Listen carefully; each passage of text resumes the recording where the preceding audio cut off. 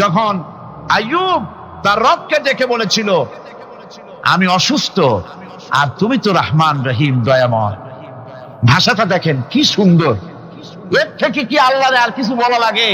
আল্লাহ পাকের কাছে তিনি বলতেছেন, আল্লাহ আমি তো অসুস্থ, আমি তো অসুখ করেছে আমার, আর তুমি তো দয়াময় রহমান রহিম।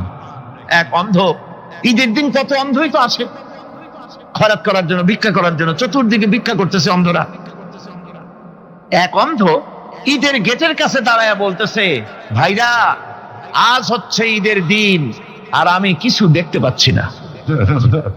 তে বেশি পয়সা পাইল, মানুষের দিন তার প্রতি আকৃষ্ট হয়ে গেছে। আরে কি কথা, আজ ঈদের দিন, সকলে আনন্দ করছে আর আমি কিছুই দেখতে পাচ্ছি না।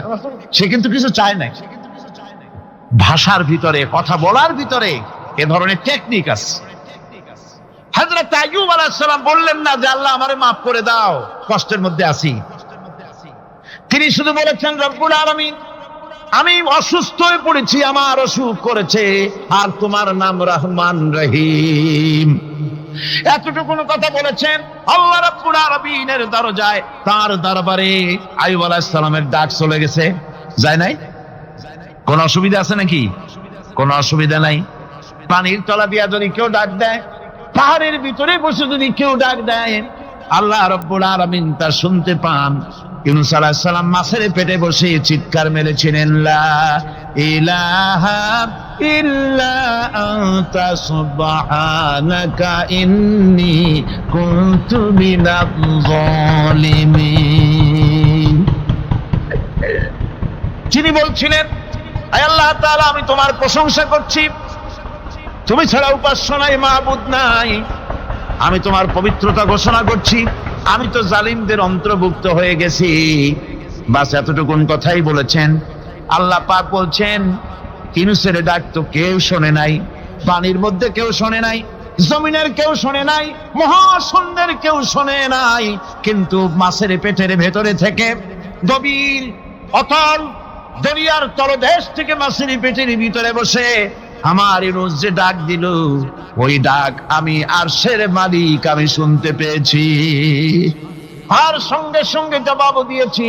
ফাস্তাজাবনা লাহু ওয়া নাজ্জাইনাহু মিনাল গাম্মি ওয়া কাযালিকা নুজিল মুমিনিন। ডাকের সাড়া দিলাম, বিপদ দিয়া বাঁচায় দিলাম। শুধু ইউনূসের না, আল্লাহ পাক এ জায়গায় আবার ওয়াদা করলেন, দুনিয়ার যত মুমিন বান্দা আছে তারা যদি কখনো বিপদে পড়ে যায় আর আমারে যদি ডাকে, আমি এইরকম করে বিপদ থেকে বাঁচায়া দেব। আইয়ুব আলাইহিস সালাম যখন আল্লাহ রাব্বুল আলামিনের কাছে ফরিয়াদ করলেন, আল্লাহ পাক তখন বলছেন, কোরআনে কারীম বলছে, ফাস্তাজাবনা লাহু فكشفنا ما به من ضر وآتيناه أهله ومثلهم معهم رحمة من عندنا وذكرى للعابدين। আমি আইয়ুবের দোয়া কবুল করে নিলাম, শুধু তার পরিবার বর্গই দিলাম না, বরং আরো কিছু নিয়ামত আমি তাকে দান করে দিলাম। এবং তাই জন্য, যেহেতু তারা ছিল আমার অনুগত বান্দা, আমার বাধ্যগত, আমি এই জন্য রহম করেছি, সমস্ত রোগ শোক আমি মাফ করে দিয়েছি। আমাদের সামান্য একটু জ্বর হয়, যদি 2-3 দিন জ্বর হয়েছে, জ্বর ছাড়ে না, বলে যে এত ভালো ভালো কাজ করি তারপর আমার এত জ্বর হওয়া লাগে, অমুকরা এত পাপ করে, তা তো কিছুই হয় না। খালি আল্লাহ আমার এই চোখে দেখলো, আমার বউর অসুখ, আমার অনুমুড়ি ছাড়ি না। ভাইরা, আপনি ঠিক পান না যে কি গুনাহ আপনি করেন। কোরআনে কারীম বলছি, ওয়ামা আসাবাকুম মিন মুসিবাতিন ফাবিমা কাসাবাত আইদিকুম ওয়া ইয়াফু আন কাসীর। যত বিপদ তোমাদের উপর আছে সব দুই হাতের কামাই করা, আর আমি তো অনেকগুলো ক্ষমা করে দেই। তোমরা যত পাপ করো, আকাম করো, সবগুলির শাস্তি যদি দুনিয়ায় দিতাম, শ্বাস করার সময় পেতে না। অসুখ হলেই অধৈর্য হয়ে যেও না, ধৈর্য ধরো। আল্লাহ পাক বলেন শুধু আইয়ুব নয়, ওয়া ইসমাঈল ওয়া ইদরিস ওয়া যাল কিফলি কুল্লুম মিনাস সাবিরিন। এইভাবে করে ইসমাঈল, ইদ্রিস, জুলকিফল সবাই ছিল ধৈর্যশীল। জোরে বলেন সুবহানাল্লাহ। ধৈর্যের চরম পরাকাষ্ঠা ছিলেন তিনি। কোরআনে কারীম নবীদের এই কথাগুলি আমাদের শোনাচ্ছেন।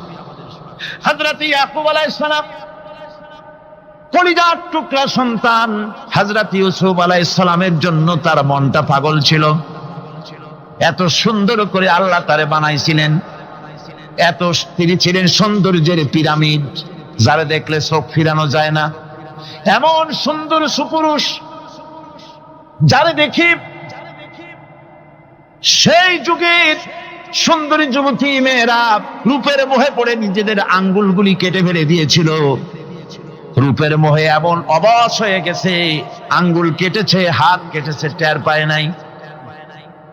আবার ভুল বুঝবেন না, দুনিয়ার সেরা সুন্দর পুরুষ ইউসুফ আলাইহিস সালাম, তা কিন্তু রাসূলের চাইতে বেশি নয়। হযরত উম্মুল মুমিনিন আয়েশা রাদিয়াল্লাহু তাআলা আনহা তিনি বলেছেন, যেই সব সুন্দরী রমণীরা ইউসুফ আলাইহিস সালামকে দেখে রূপের মোহে পড়ে নিজেদের আঙ্গুলগুলো কেটে ফেলেছিল, ওরা যদি আমার হাবিবকে দেখতো, ওরা যদি আল্লাহ রাসূলকে দেখতো, তাহলে হাত কাটতে কাটতে কোন ফাঁকে দিয়ে কলিজা কেটে ফেলে দিত, ওরা টের পেত না। আবার বন্ধুগণ, হযরত আইয়ুব আলাইহিস সালাম সন্তানের মায়া, অন্যান্য ভাইরা হিংসায় পড়ে গেল, তারা নিয়ে তাকে কুয়ায় ফেলে দিল। সেখান থেকে তারা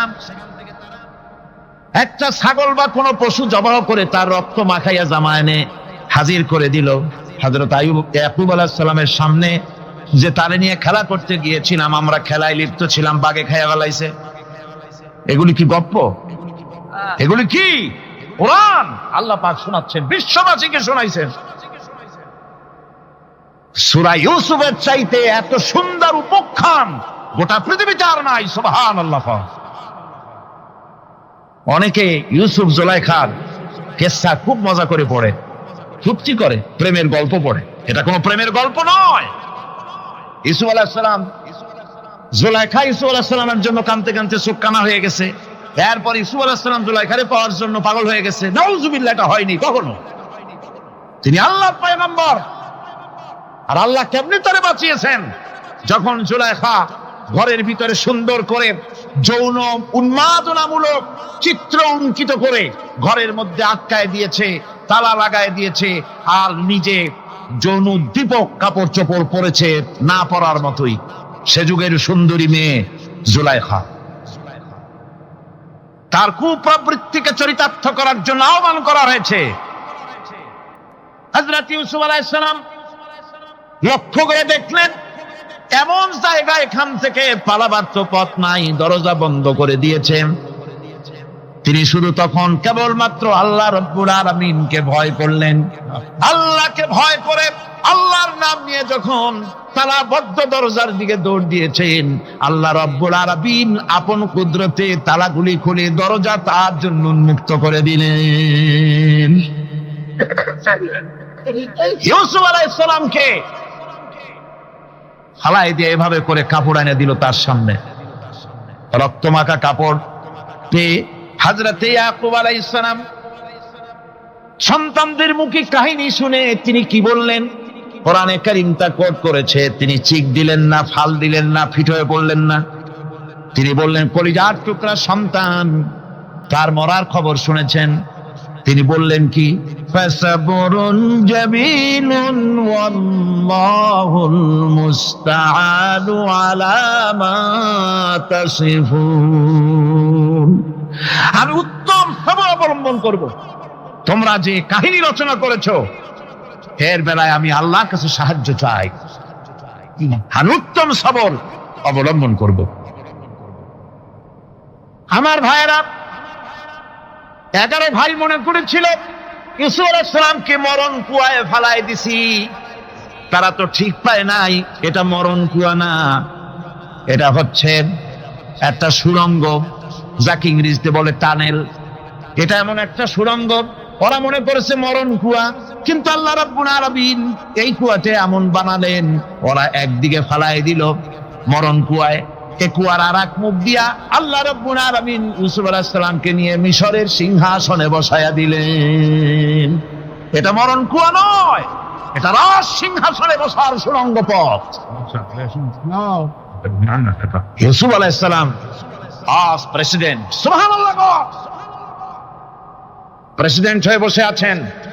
ওদিকে কেনানে অভাব লেগে গেছে, সেখানকার মানুষেরা সাহায্য নিতে এসেছে, ওই 11 ভাইও আসছে। হযরত ইউসুফ আলাইহিস সালাম দেখি চিনে ফেলেছে, ওরা কিন্তু তখনও ঠিক পায় নাই। হযরত ইউসুফ আলাইহিস সালাম চিনে ফেলেছেন, এখন কি করা উচিত?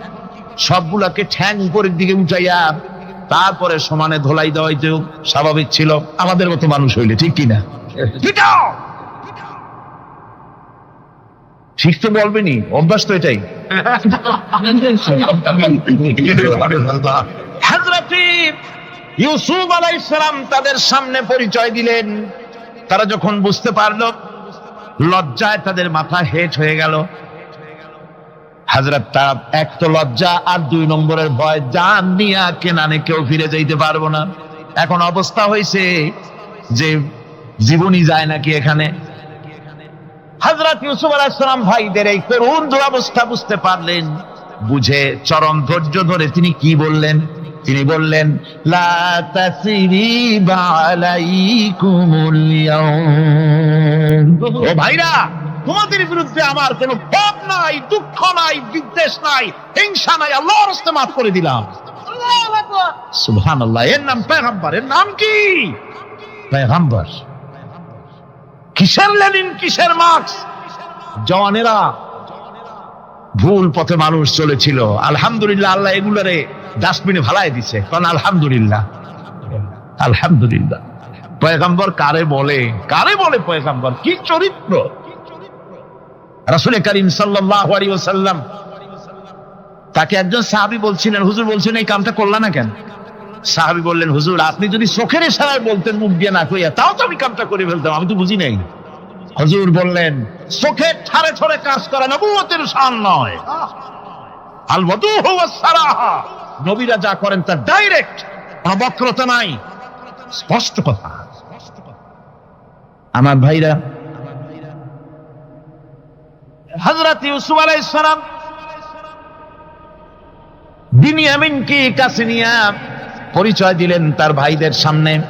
কোরআনে কারীম বলছে, ক্বালা আনা ইউসুফ ওয়া হাদা আখি قد من الله علينا إنه من يتقي ويصبر فإن الله لا يضيع أجر المحسنين।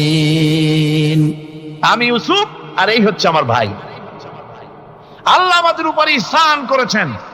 প্রকৃতপক্ষে যারা আল্লাহকে ভয় করে এবং সবর এখতিয়ার করে, আল্লাহ এভাবে তাদেরকে, তাদের আমলকে নিষ্ফল হতে দেন না। আমার এই জামাটা নিয়ে যাও।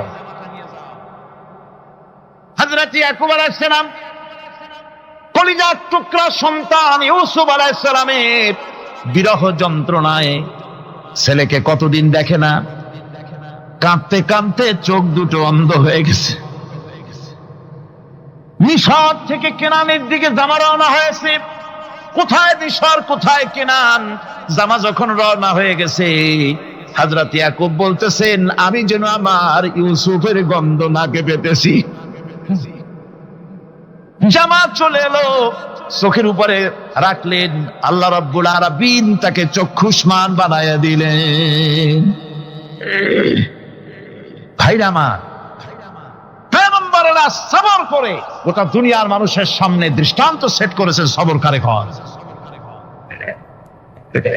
আমার ভাইরা, হযরত ইব্রাহিম আলাইহিস সালামের কথা আল্লাহ পাক কোরআনে কারিমে বলছেন সবরকারী কয়, দেখো শেখো সবরকারী কয়। আল্লাহ পাক বললেন, ইব্রাহিম তোমার বিবি আর তোমার নবজাতক এই সন্তানকে রেখে আসো মক্কা নগরীতে। তিনি চলে গেলেন, সেখানে ঘর নাই, বাড়ি নাই, কিচ্ছু নাই, চতুর্দিকে ধুধু বালু আর মরুভূমি। হযরতে হাজরা বলছেন, ইব্রাহিম সামান্য পানি আর খাবার দিয়া আমার সন্তান শুদ্ধ এখানে রেখে দিতেছো, আমি কি অপরাধ করেছি? কোনো জবাব নাই। দুইবার তিনবার বলার পরে হাজরা বলছেন, ইব্রাহিম গো, তবে কি আমার আল্লাহর হুকুম মতো আমারে রেখে যাচ্ছ নাকি? হযরত ইব্রাহিম আকাশের দিকে আঙ্গুল উঁচু করলেন। কথা বলবেন, বাক শক্তি বেরোচ্ছে না। 80 বছর বয়সের সময় একটা বাচ্চা আল্লাহ তারে দিচ্ছেন। আর এমন বাচ্চা, পয়গম্বরের ছেলে, কি সুন্দর চেহারা, মরুভূমির উপরে ফালাই দিয়ে রওনা হয়ে যাচ্ছেন। মুখ দিয়া কথা সরছে না, আকাশের দিকে দেখালেন। হযরত হাজরা বুঝতে পারলেন। হযরত হাজরা বলেন, ইব্রাহিম কোনো চিন্তা নাই, নিশ্চিন্ত মনে বাড়ি ফিরে যাও। আমি আমার আল্লাহর উপরে এতটা ভরসা করি, আল্লাহর হুকুমে যদি আমার এখানে রেখে যেয়ে থাকো, আল্লাহ পাক আমাকে আর আমার কলিজার টুকরা ইসমাইলকে পানিতে আর খাবারে মারবেন না, অবশ্যই তিনি ব্যবস্থা করবেন। ব্যবস্থা হয়ে গেল। হযরত ইসমাইল বড় হয়ে গেলেন। আল্লাহ পাক অর্ডার করলেন, জবাহ করো ছেলেকে। হযরত ইব্রাহিম আলাইহিস সালাম যখন জবাহের প্রস্তাব করলেন, হযরত ইসমাইল তা আপত্তি করতেন, বাবাজি আমার মায়ের আর আমাকে বাচ্চা অবস্থায় ফেলে গেলেন, খাবার দেন নাই, পরার দেন নাই, বছরের পর বছর আমাদের এখানে কাটলো, দেখতেও আসেন নাই, আজ আসছেন জবাহ দিতে, এটা কেমন কথা? কি ধরনের বাপ আপনি? এরকম বলছে নাকি? এরকম বলছে। হযরত ইব্রাহিম আলাইহিস সালাম প্রস্তাবটা কিভাবে পারলেন? আল্লাহ পাক কোরআনে কারিমে দৃষ্টান্ত রেখে দিয়েছেন। আল্লাহ পাক বলছেন, হযরত ইব্রাহিম ছেলেকে বললেন, ইয়া বুনাইয়া, ইয়া বুনাইয়া, হে আমার কলিজার টুকরা লাডলা, হে আমার কলিজার টুকরা সন্তান, ইন্নী আরা ফিল মানাম আন্নী আযবাহু, আমি স্বপ্নে দেখছি আমি যেন তোমাকে জবাহ করতেছি, ফানজুর মাযা তারা, তোমার রায় কি বলো? আমি তো স্বপ্নে দেখছি যে আমি তোমার জবাহ করতেছি, এখন তোমার রায় কি, তোমার মত কি? হযরত ইসমাঈল আলাইহিস সালাম শুনিয়া দিলেন দৌড়, নাকি? না, হযরত ইসমাঈল আলাইহিস সালাম ধৈর্যের প্রতীক, তিনি কি কথা বললেন? তার মুখের কথা কোরআন শরীফে আল্লাহ পাক উঠায় দিলেন। হযরত ইসমাঈল বললেন, ইয়া আবাতি ফাআল মা তু'মারু সাতাজিদুনি ইনশাআল্লাহু মিনাস সাবিরিন, হে আমার পিতা, আপনি যে ব্যাপারে আদিষ্ট হয়েছেন আপনি তা পালন করুন, অবশ্যই আমাকে ধৈর্যধারীদের মধ্যে পাওয়া যাবে না। সুবহানাল্লাহ। এক বর্ণনা এসেছে, হযরত ইসমাঈল বললেন, আব্বাজান আমি ধৈর্যধারীদের ভিতরে আমারে পাবেন, তবে জবাহ করার আগে আমার হাত পাটা একটু বেঁধে নেন, কারণ জবাহের যন্ত্রণায় আপনার গায়ে যদি আমার হাত পা লেগে যায় তো বেয়াদবি হয়ে যেতে পারে। আর আমি মরে আমার জবাহ হয়ে যাওয়ার পর আমার রক্ত মাখা জামাটা নিয়া আমার মা হাজেরারে দিবেন, কারণ তাকে মা বলবার মতো আর তো কেউ নাই। হযরত ইব্রাহিম তাকে বাঁধবার জন্য প্রস্তুতি নিলেন। হযরত ইসমাঈল বলছেন, আব্বাজান বাঁধবেন না, বাঁধার প্রয়োজন নাই। বলে, কেন? একবার বাঁধতে বললে আবার তুমি নিষেধ করছো কেন? ছেলে বলছেন, আব্বাজান বাঁধবো না এই জন্যে, হয়তো কিয়ামতেই প্রশ্ন উঠতে পারে যে আল্লাহর হুকুমে রাজি ছিল না বলে হাত পা বাঁধা জবাহ করছে, আমি এই সুযোগ দিব না, আপনি জবাহ করেন, আমি এতটুকু নড়াচড়া করব না। ধৈর্যের চরম প্রতীক হযরতে ইসমাঈল আলাইহিস সালাম দেখাই দিয়েছেন ধৈর্য কারে কয়। আমার বন্ধুগণ, এই পৃথিবীর সবচাইতে ধৈর্যের বড় প্রতীক হতেছেন ইমামুল মুরসালিন, আশরাফুল আম্বিয়া, সাইয়্যিদুল মুরসালিন, জনাবে মুহাম্মাদুর রাসূলুল্লাহ সাল্লাল্লাহু আলাইহি ওয়াসাল্লাম। আমার বন্ধুগণ, সবচাইতে বড় ধৈর্যের প্রতীক তিনি। কাউকে একটা গালি দেন নাই জীবনে, কাউকে ঠাট্টা করেন নাই, কাউকে মারেন নাই, কারো মনে দুঃখ দেন নাই। তিনি দুঃখ পেয়েছেন, তিনি কাউকে দুঃখ দেন নাই। তিনি কষ্ট পেয়েছেন, কাউকে কষ্ট দেন নাই। আমার ভাইয়েরা, তায়েফের ময়দান, আমার নিজের চোখে তায়েফে যেদিন আমি তায়েফ দেখলাম, আমি তায়েফে ঢুকেছি, জীবনে কোনোদিন যাই নাই, রমজান মোবারকে আমি সেখানে গেলাম। আমাকে বসার জন্য তারা নিয়ে যাবে, আমি বললাম আগে বসবো না, আমারে আগে নিয়ে যাও, আমার নবীকে কোন জায়গায় ওরা মেরেছিল সে জায়গাটা দেখাও। তায়েফের সেই গলিতে যখন আমি গিয়েছি, দুই দিকে পাহাড় দাঁড়ানো, তায়েফের লোক আমার সাথে ছিল, তারা বলল এই জায়গাটা প্রথম যেখানে চতুর্দিক থেকে নবীজিকে পাথর মারছিল আর আল্লাহর নবী বেহুশ হয়ে পড়ে গিয়েছিলেন। 3টা দিন না খাওয়া, হযরতে খাদিজা নাই, আবু তালিব নাই, মক্কায় জায়গা নাই পা রাখার। নবীজি 3টা দিন ঘুরলেন। নেতারা বলল তুমি যদি নবী হবে তো এতিম হলে কেন? আল্লাহ নবী বানাবার জন্য কি একটা ধনী মানুষ পায় না? তোমার মতো এতিম আর গরিবের নবী বানাইলো কেন? আল্লাহ নবী 3 দিন পর যখন দেখলেন কেউ দাওয়াত শোনে না, কেউ মানে না, কেউ গ্রহণ করে না, তখন তিনি নেতাদের অনুরোধ করলেন ঠিক আছে দাওয়াত তো কবুল করলে না, তবে একটা কাজ করো, অন্তত আমি যে তায়েফে আসছিলাম এই খবরটা মক্কায় দিও না, ওরা আরো অত্যাচার বাড়ায় দেবে। এই কাফিরগুলি খবর তো মক্কায় পাঠালো আর সমস্ত যুবকদেরকে লেলিয়ে দিল। যুবকেরা চতুর্দিকে দাঁড়াইছে, রাসূলকে পাথর মারা শুরু করে দিল। আমি যখন রেল লাইনের থেকে হাঁটি, যখন রেল লাইন কোনো সময় দেখি, রেলের পাথরগুলি, রেল লাইনের পাথরগুলি দেখলি আমার মাথায় যেন কেন তায়েফের কথা মনে এসে যায়।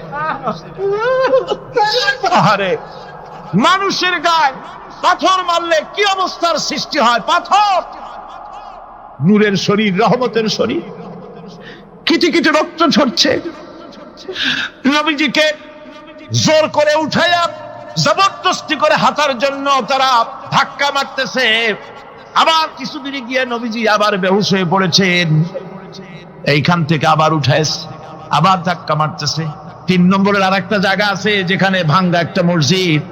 তায়েফের লোকেরা আমাকে বলল এই জায়গাটা হলো শেষ জায়গা যেখানে রাসূল করিম 3য়বারের মতো বেহুশ হয়েছিলেন, এখানেই হুজুরের রক্ত ঝরেছে বেশি। 2 রাকাত নামাজ পড়লাম, সিজদায় পড়ে এমন কান্না কাঁদলাম আল্লাহর কাছে।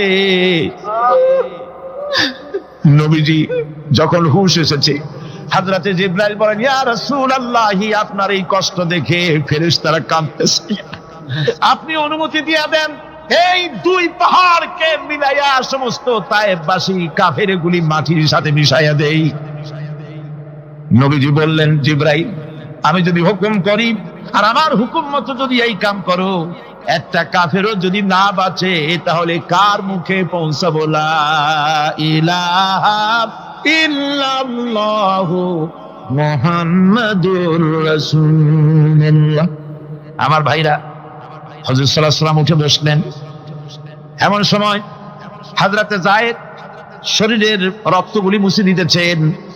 হযরত সাল্লাল্লাহু আলাইহি ওয়াসাল্লাম বসে 2খানা হাত উত্তোলন করলেন।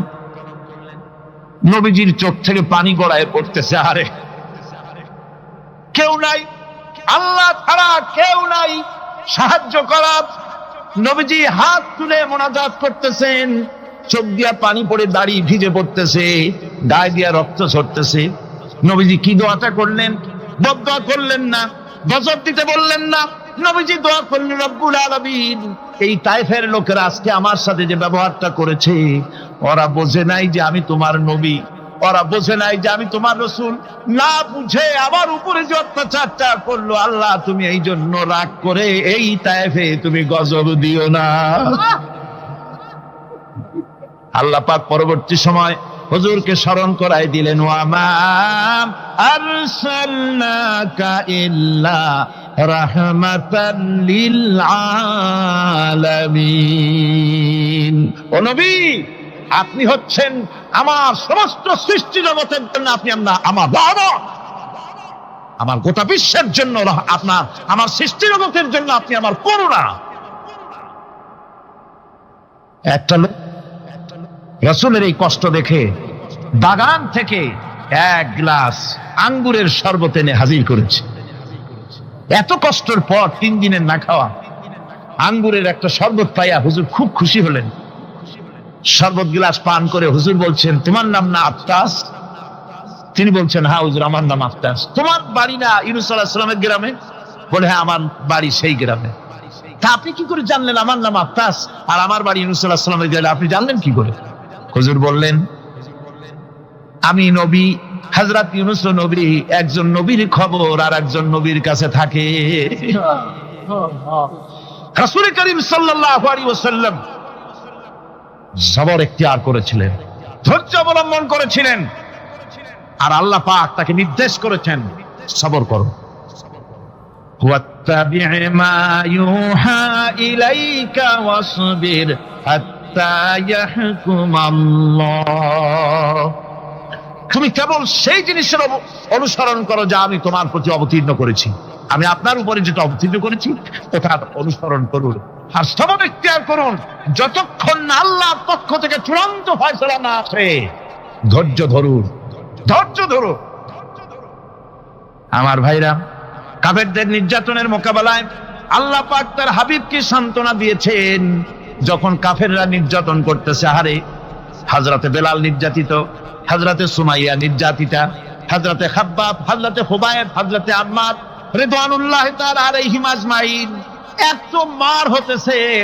হযরতে ওমর হযরতে খাব্বাব রাদিয়াল্লাহু তাআলা আনহুকে খোলা গায়ে দেখে বলছিলেন, খাব্বাব রে, তোমার পিঠে এত গর্ত কেন? এত গর্তওয়ালা পিঠ তো আমি মানুষের দেখি নাই, এত চিকুন কোমরওয়ালা মানুষও তো দেখি নাই। তিনি বলেছেন, ওমর তুমি কি ভুলে গেছো? ইসলাম কবুল করার অপরাধী কাফির বেঈমানেরা আগুন জ্বালায়া আংটা আগুনের উপরে আমাকে চিৎ করে শোয়াছে। আমি যেন নড়াচড়া করতে না পারি সেজন্য আমার বুকের উপরে পাথর চাপা দিয়ে রেখেছিল। গায়ের চর্বি আর রক্ত গলে গলে পড়ে আগুন নিবেছে, আর আগুন গোশত পুড়ে যে পিঠের মধ্যে প্রবেশ করেছিল আজও পর্যন্ত পিঠের সেই গর্ত সেরে যায় নাই। এভাবে অত্যাচার হচ্ছিল সাহাবীদের উপর। আল্লাহ রাব্বুল আলামিন তার হাবিবকে সান্ত্বনা দিলেন, ওয়াসবির ওয়া মা সাবরুকা ইল্লা বিল্লাহি ওয়া লা তাহজান আলাইহিম ওয়া লা তাকু ফি যায়কিম মিম্মা ইয়ামকুরুন। হে রাসূল, সবরের সাথে কাজ করতে থাকুন। আপনার এই সবরের তৌফিক তো আল্লাহই দিয়েছেন, আর ওদের সমস্ত ষড়যন্ত্র, ওদের অপকৌশলে আপনি দুঃখিত হবেন না, চিন্তা করবেন না, ভারাক্রান্ত হবেন না।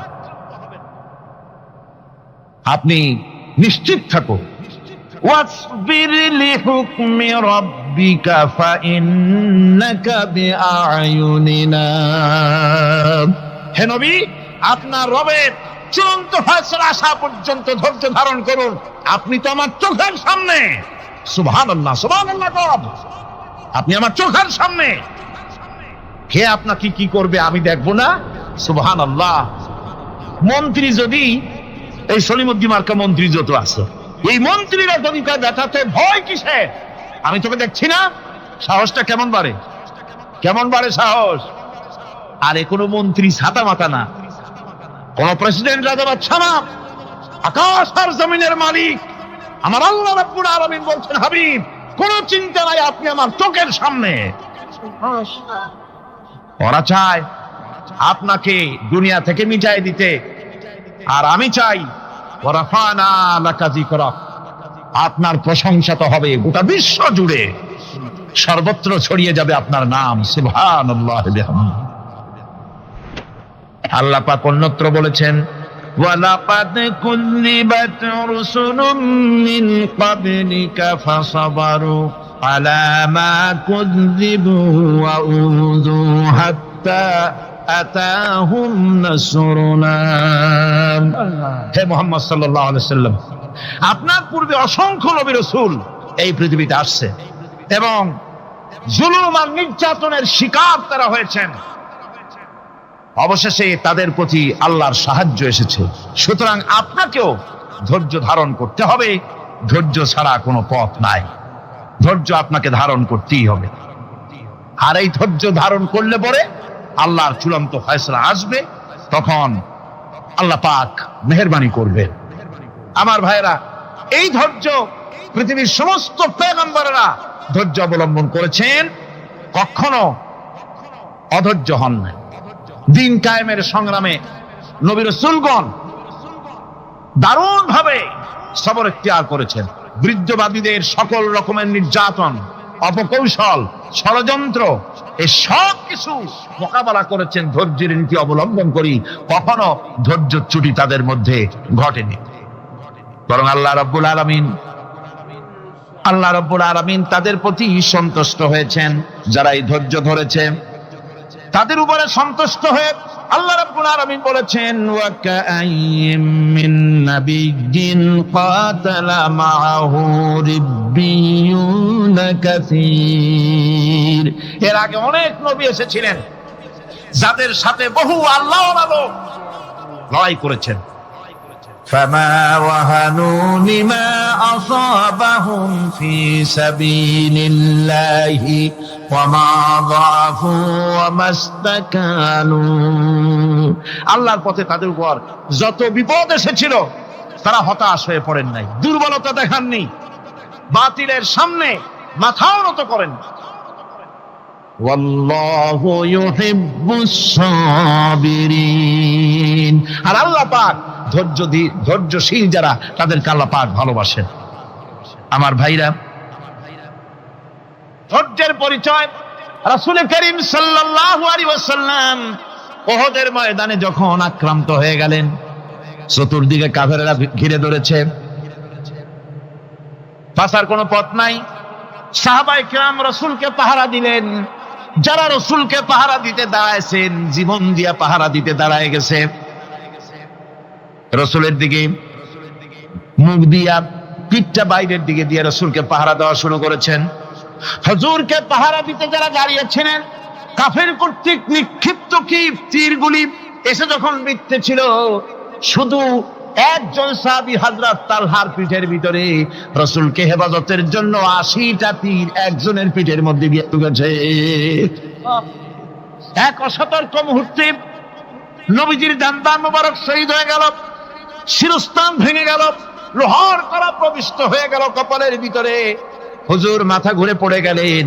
হযরত আবু উবাইদা রাদিয়াল্লাহু তাআলা আনহু হুজুরের মস্তক মোবারককে করে নিয়ে তারপরে বহু কষ্ট করে মাথা থেকে লোহার কড়া বের করলেন।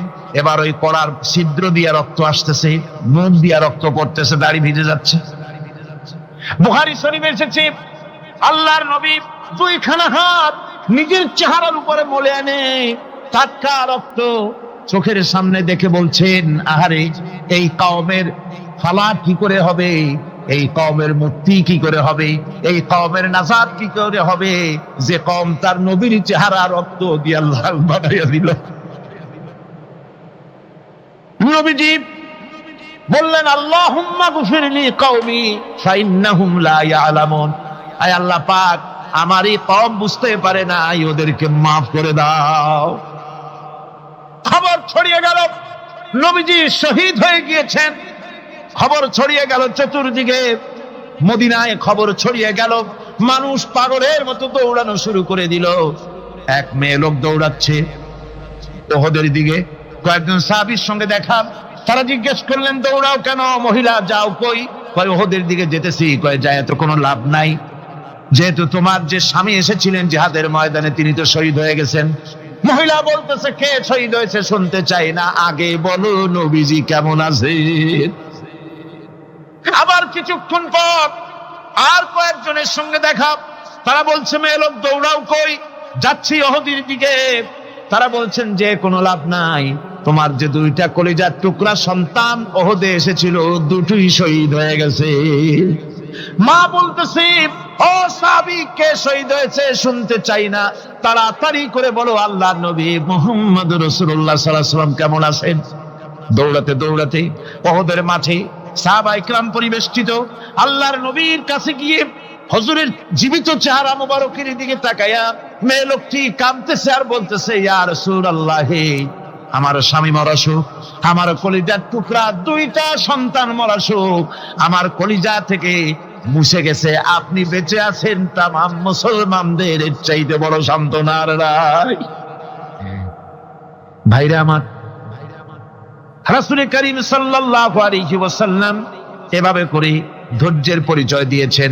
গালাগালি দেন নাই, রাগ করেন নাই, বদদোয়া করেন নাই? সুবহানাল্লাহ কোন, সুবহানাল্লাহ।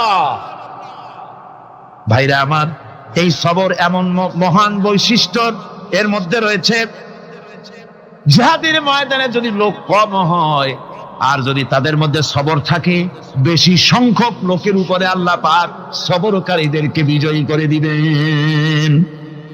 কোরআনে কারীমে রব্বুল আলামিন বলেন, কাম মিন ফিয়াতিন কালিলাতিন গালাবাত ফিআতান কাসীরাতাম বিইذনিল্লাহ আল্লাহু মা'আস সাবিরিন।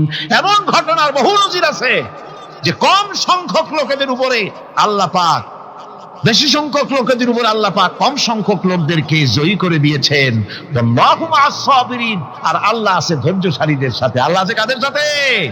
দেখেন না বদরের কামটা, বদরের ময়দান, 313 জন মুসলমান, অস্ত্রপাতি নাই, সামান্য সামান্য অস্ত্র, আর কাফেরেরা এসছে হাজারেরও বেশি। আমার বন্ধুগণ, ধৈর্য কত বড় কাম দিল! ধৈর্য ধারণ করেছেন তারা, আল্লাহর উপরে ভরসা করেছেন। আল্লাহ রাব্বুল আলামিন অস্ত্রের কাজ কি দিয়া করায় দিলেন। একজন সাহাবী এসে বলছেন, হুজুর, জিহাদের ময়দান, ইসলামের প্রথম জিহাদ, আমার কাছে তো অস্ত্র নাই, মেহেরবানি করে একটা অস্ত্র আমারে দেন, আমি লাফায় পড়ি জিহাদের মধ্যে। হুজুর বলেন, অস্ত্র তো আমার কাছে নাই, দিবটা কি? সাহাবী বলছেন, হুজুর, অস্ত্র না থাকে যা পারেন তাই দেন, আপনার হাত দিয়ে যা দিবেন আমি দাঁড়ায় থাকতে পারবো না, জিহাদে আমাকে শরীক হতেই হবে। নবীজি কাছে পেলেন একখানা শুকনা খেজুরের ডালখানা তুলে সাহাবীর হাতে তুলে দিলেন। সাহাবী বলেন, রাসূলের হাতের দেওয়া শুকনা খেজুরের ডালটা নিয়ে আমি যখন কাফেরদের ভিড়ের মধ্যে ঝাঁপায় পড়ে যখন শুকনা খেজুরের ডাল দিয়ে আঘাত দিলাম, তখন ধারালো তরবারে দিয়ে আঘাত করলে যে কাম হয়, শুকনা খেজুরের ডালের আঘাতে কাফের দ্বিখণ্ডিত হয়ে জমিনে পড়ে গেল। ভাইরা আমার, আল্লাহ রাব্বুল আলামিন সবর যারা করে, সংখ্যা যদি কম হয়, আল্লাহ পাক তাদেরকে বিজয়ী করে দেবেন, এই ওয়াদা আল্লাহ রাব্বুল আলামিন করেছেন। এই সবরের গুণ ছাড়া জান্নাতেও প্রবেশ করা যাবে না। সবর যদি না থাকে বেহেশতে যাওয়া যাবে না। ভালো করে মনে রাখেন, আল্লাহ পাক বলছেন, আম্মা হাসিবতুম আন তাদখুলুল জান্নাতা ওয়া লাম্মা ইয়া'লামিল্লাহুল্লাযীনা জাহাদু মিনকুম ওয়া ইয়া'লামাস সাবিরিন। তোমরা কি মনে করেছো এমনি বেহেশতে চলে যাবা? এটা কি মামু বাড়ির আবদার নাকি? এমনি বেহেশতে চলে যাবা? অথচ আল্লাহ রাব্বুল আলামিন এখনো দেখেন নেননি যে তোমাদের মধ্যে কারা জিহাদ করতে প্রস্তুত, কারা তোমাদের মধ্যে জিহাদ করে জান দেওয়ার জন্য প্রস্তুত, আর কারা ধৈর্যধারী, এটা তো আল্লাহ এখনো দেখে নেন নাই। সুতরাং হক এবং বাতিলের সংগ্রামে লিপ্ত হতে হবে। আল্লাহ দেখতে চান কারা জীবন দিতে চায়। সুতরাং ইসলামী আন্দোলনে যারা শরীক হবে, তাদের বিপদ এবং মুসিবত দিয়ে আল্লাহ রাব্বুল আলামিন তাদের সাহসিকতা এবং ধৈর্যের পরীক্ষা নিবেন। কোরআনে কারীম বলছে, وَلَنَبْلُوَنَّكُمْ حَتَّى نَعْلَمَ الْمُجَاهِدِينَ مِنكُمْ وَالصَّابِرِينَ وَنَبْلُوَ أَخْبَارَكُمْ। অবশ্যই আমি তোমাদেরকে পরীক্ষার সম্মুখীন করব, আর তোমাদের মধ্যে সত্যিকার মুজাহিদ, দৃঢ়তা অবলম্বনকারী কারা, আমি তা দেখব। এটা যেন আমি দেখে নিতে পারি, সেই জন্য আমি বিপদ এবং মুসিবতের মধ্যে তোমাদের ফেলবো। ধৈর্যধারীদের উপরে আমার রহমত অবশ্যই থাকবে। খবর এমন এক সম্পদ যা ধারণ করলে পরে আল্লাহ রাব্বুল আলামিন রাষ্ট্রীয় ক্ষমতা দান করে দেন। কোন সুবহানাল্লাহ, জোরে কোন সুবহানাল্লাহ। ধৈর্য ধারণ করলে আল্লাহ রাষ্ট্রের মতো বিরাট নিয়ামত আল্লাহ হাতে তুলে দিবেন। তার প্রমাণ কোরআন শরীফ আল্লাহ বলছেন, বনি ইসরাইলরা মিশর থেকে যখন বহিষ্কার হয়ে গেল, তাদের যখন পা রাখার কোনো জায়গা থাকলো না, বনি ইসরাইলরা মিশর থেকে যখন বহিষ্কার হয়ে গেল, এরপরে আল্লাহ পাক তারা যখন ধৈর্য অবলম্বন করলো, আল্লাহ পাক তাদের ব্যাপারে বলছেন, ওয়া আওরাসনাল কওমাল্লাযীনা কানু ইউস্তাদআফুনা মাশারিকাল আরদি ওয়া মাগারিবা আল্লাতী বারাকনা ফিহা। আর তাদের স্থলে আমি নির্যাতিত লোকদেরকে প্রতিষ্ঠিত করলাম। পশ্চিম এবং উত্তরের তাদেরকে আমি পশ্চিম এবং পশ্চিম এবং পূর্বের উত্তরাধিকারী তাদেরকে বানায় দিলাম। বিরাট এলাকা তাদের হাতে আমি তুলে দিলাম। ওয়াতাম্মাত কালিমাতু রাব্বিকাল হুসনা আলা বানি ইসরাঈলা বিমা সাবারু। আর এভাবে করে আল্লাহ পাক তার কথাকে পূর্ণ করলেন বনি ইসরাইলদের উপরে। সবর এখতিয়ার করার জন্য, ধৈর্য ধরার কারণে আল্লাহ পাক রাষ্ট্রের মালিক তাদের বানাই দিলেন। যেরকম সুবহানাল্লাহ। সবর যদি করা হয় তো, যুদ্ধ যদি বাদে, যদি জাহাজ শুরু হয়ে যায়, আল্লাহ পাক বলেছেন ফেরেশতা দিয়ে সাহায্য করবে। যদি সবর থাকে তোমাদের, সবর থাকলে আল্লাহ কি দিয়ে সাহায্য করবেন? ফেরেশতা।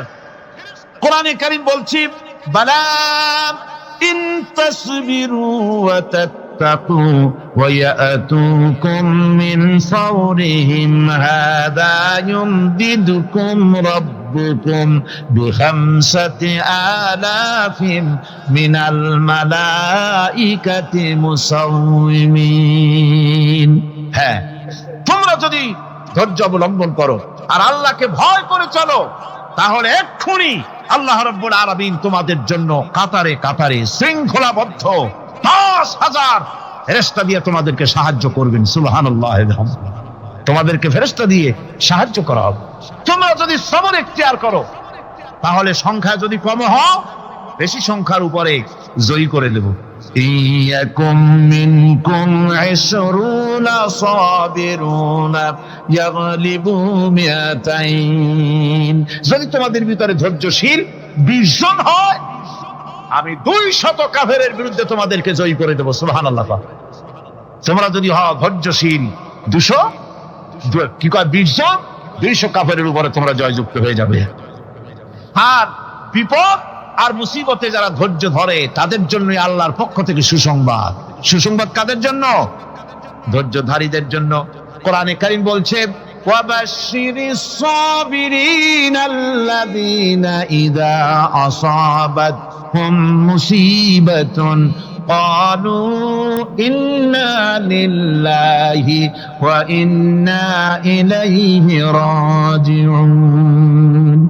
সুসংবাদ সেই সব ধৈর্যশালীদের জন্য যারা নাকি বিপদ এবং মুসিবতে আসলে যারা বলে, কি বলে? পড়েন আমার সাথে, ইন্না লিল্লাহি ওয়া ইন্না ইলাইহি রাজিউন।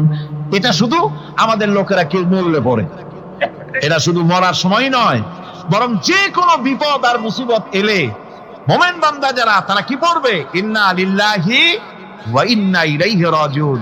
নিশ্চয়ই নিশ্চয়ই আমরা আল্লাহর জন্য এবং আমাদের সকলকেই আল্লাহর কাছে ফিরে যেতে হবে, প্রত্যাবর্তিত হতে হবে। সবরকারীদের জন্য রয়েছে জান্নাতের সুউচ্চ সম্মানের জায়গা। জান্নাতে সবচেয়ে সম্মানজনক জায়গা আল্লাহ রাব্বুল আলামিন ধৈর্যশালীদেরকে দান করবেন। কোরআনে কারীম বলছে, উলাইকা ইউজসাউনাল গুরফাতা বিমা সাবারু ওয়া ইউলাক্কাউনা ফিহা তাহিয়াতাও ওয়া সালামা। এরা হলো সেই সব লোক যাদেরকে প্রদান করা হবে বেহেশতের সুউচ্চ মঞ্জিল, কারণ তারা সবর এখতিয়ার করেছিল, তারা সবর করছিল। এই জন্য বেহেশতের সবচাইতে ভালো জায়গা তাদের দেওয়া হবে। কোন আলহামদুলিল্লাহ, জোরে কোন আলহামদুলিল্লাহ। এবং জান্নাতে সবরকারীদেরকে সম্বর্ধনা দেওয়া হবে, সম্বর্ধনা দেওয়া হবে। খালিদিনা ফিহা হাসনাত মুস্তাকাররান ওয়া মুকামা। চিরদিন তারা জান্নাতের ভেতরে বসবাস করবে এবং কতই না সুন্দর, কতই না উত্তম জায়গা সবরকারীদের জন্য আল্লাহ বেহেশতের মধ্যে রেখে যাবেন। জান্নাতে প্রবেশ করার সাথে সাথে চতুর্দিক থেকে ফেরেশতারা ছুটে আসবে সবরকারীদের জন্য। ওয়াল মালাইকাতু ইয়াদখুলুনা আলাইহিম মিন কুল্লি বাব। চতুর্দিক থেকে ফেরেশতারা তাদেরকে ইস্তেকবাল করবে। কি বলবে? সালামুন আলাইকুম বিমা সাবারতুম ফানি'মা উকবাদ দার। তোমাদের প্রতি শান্তি বর্ষিত হোক, কারণ তোমরা পৃথিবীতে সবর অবলম্বন করেছিল। কতই না উত্তম জায়গা, কতই না সুন্দর জায়গা আল্লাহ রাব্বুল আলামিন সবরের বিনিময় তোমাদেরকে দান করেছেন। সুতরাং এই সবর হচ্ছে মুসলমানদের জন্য সবচেয়ে বড় নিয়ামত। আজ আমার তো মনে হয় পৃথিবীতে মুসলমানরাই সবচেয়ে বেসবর। ট্রেনে যাবে, বসা নিয়ে বেসবর, টিকিট নিয়ে বেসবর, বাসের মধ্যে বেসবর, বাজারে যাবে বেসবর, স্কুলে যাবে বেসবর, যেখানে যান সব জায়গায় আমরা বেশি অধৈর্য, ঠিক কিনা কর? সামান্য সামান্য জিনিস নিয়ে ঝগড়া করা, মারামারি করা, এই হচ্ছে আমাদের ট্র্যাডিশন। ধৈর্য অবলম্বন করতে হবে জীবনের সকল ক্ষেত্রে। এই ধৈর্য আমাদেরকে রক্ষা করতে হবে। এই ধরনের ধৈর্য যদি আমরা অবলম্বন করতে পারি, তাহলে আল্লাহ পাক বলছেন, উলাইকাল্লাযীনা সাদাকু ওয়া উলাইকা হুমুল মুত্তাকুন। এরাই হলো ঈমানের দাবিতে সত্যবাদী। কোন আলহামদুলিল্লাহ। কারা কারা? না না, শুধু সবরকারী না। এই যে 10টা পয়েন্ট বলা হলো, কয়টা পয়েন্ট বলা হয়েছে? 10টি পয়েন্ট। সেই 10টি পয়েন্ট যারা পালন করবে এরা হলো ঈমানের দাবিতে সত্যবাদী, আর এরাই হচ্ছে প্রকৃতপক্ষের মুত্তাকি। আমরা মুত্তাকি বুঝি দাঁতে ছাতা, দাড়ি টাড়ি আশ্রয় না, জাব্বা জুব্বা গায়ে দিয়ে কোনো জায়গায় পড়ে থাকে। হ্যাঁ, এটা বড় মুত্তাকি, খুব পরহেজগার। সালাত সত্তর যদি পড়ে তাহলে তো আরো বড় পরহেজগার। জি, আর যদি কাপড় চোপড় মোটেও না থাকে তাহলে তো খাজা বাবা হয়ে গেল। জি, নাউযুবিল্লাহ মিন যালিক। আর আল্লাহ বলছে মুত্তাকি কারে কয় শোনো, এরে কয় মুত্তাকি যাদের মধ্যে এই 10টা গুণ আছে।